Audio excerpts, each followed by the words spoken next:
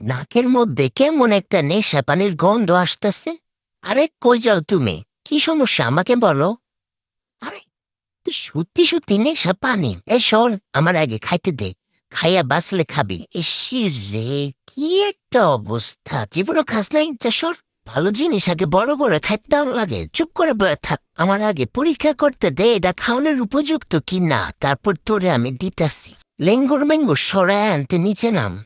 হুম, এইবারের ঘাসগুলো বেশ ভালোই কচি কচি।